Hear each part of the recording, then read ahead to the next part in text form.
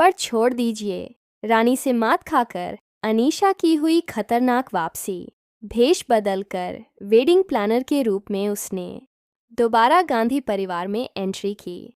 जी हाँ दोस्तों, popular TV serial pocket में आसमान में आ गया है एक बहुत ही दिलचस्प मोड़, जहां आप देखेंगे कि कैसे रानी और दिग्विजय की सूझबूझ से अनीशा रंगे हाथों पकड़ी जाती है और ध्वनि को बचा लिया जाता है।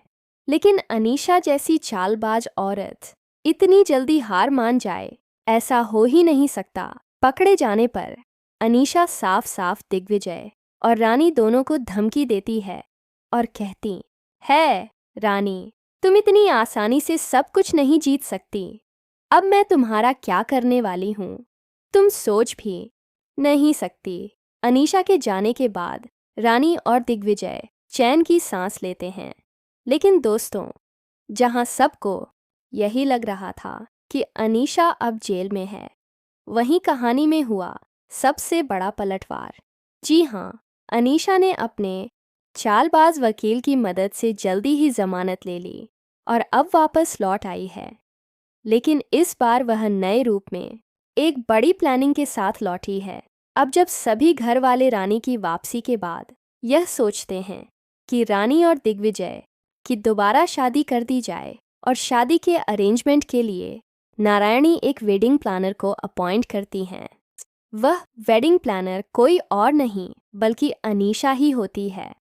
शॉर्ट ब्राउन हेयर और बिल्कुल बदला हुआ चेहरा, एक नए रूप और अंदाज में, जिससे घर का कोई भी सदस्य उसे पहचान नहीं पाता।